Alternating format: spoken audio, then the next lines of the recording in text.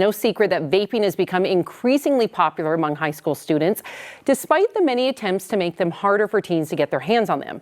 So parents, how do we talk to our kids about using vapes? 9 News medical expert Dr. Pyle Coley is here to help us kickstart that conversation.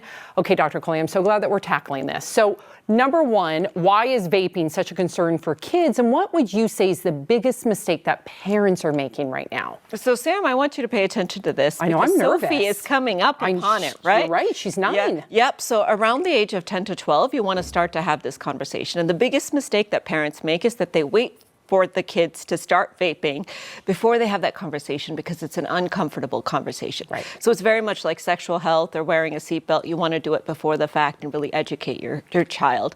But unfortunately, vaping has become an epidemic in our teens and adolescents. And if you look at recent survey data, 1 out of 10 middle or high school kids are actively using tobacco products. 1 out of 10. 1 out of 10. That's a scary statistic. I mean, it breaks your heart, it right? It does, And yeah. it's because the vaping companies have targeted them. They look like cool little electronic gadgets. They smell good. They taste good. The nicotine is highly addictive to the adolescent brain. So when kids are developing, their brain develops up until the age of 25. And if you expose it to these types of toxic chemicals earlier, you can start to have problems with learning, memory, problems with impulse control, problems with emotional regulation that last for the rest of their life, not to mention, of course, the lung disease and damage you're causing. Everything that you just stated is definitely chilling. We want to do everything we can to curb this.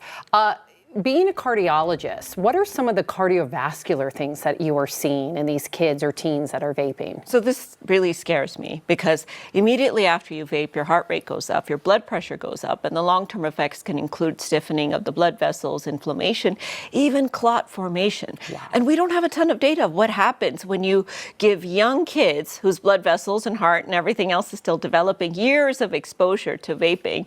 And so certainly I'm thinking it's going to create this vaping epidemic is going to create a cardiovascular disease epidemic for these people much earlier in their life than it happens, as usual. Usually you get cardiovascular disease 50s, 60s, 70s. These kids might get it even earlier. Okay, so very important for us to start the conversation, for me to start it now before they get to that age where they might be trying it or becoming addicted to it. How do we start the conversation? Yep. How would you recommend that we do that? So you have to be curious. You cannot be attacking them. You cannot be punitive. You have to open it up. And the way that the guidelines really recommend doing it is, like I said, 10 to 12 when they're about to go into middle school.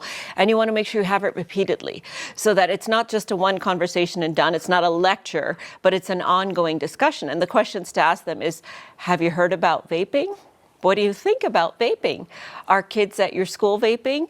And, if somebody offered you a vape, what would you do? What are your thoughts on that? And so that way you can start to get their wheels turning and get them set up for that situation when they may find themselves with a vape. And it doesn't feel preachy. Before we let you go really quickly, if someone's watching and they have this conversation with their kid and their kid says, I've tried it, what do you do then? So the first thing you do is don't get angry, right? Because that's it. You've closed the door to the conversation. In fact, you ask them, why did you try it? Have you tried to quit it? And then you get their pediatrician involved. And if you don't know for sure some of the signs and symptoms that someone might be vaping: increased thirst, irritability, nosebleeds, if they smell fruity, because the vapes often smell fruity, or if you find charging devices that don't seem to make sense with the regular phone chargers. These are all signs that your kid might have a vape. But don't attack them. Open that conversation and take them to the pediatrician. Come up with a plan to get them. Okay, very insightful. Very, very good information, Dr. Coley. We appreciate you as always. Thank you.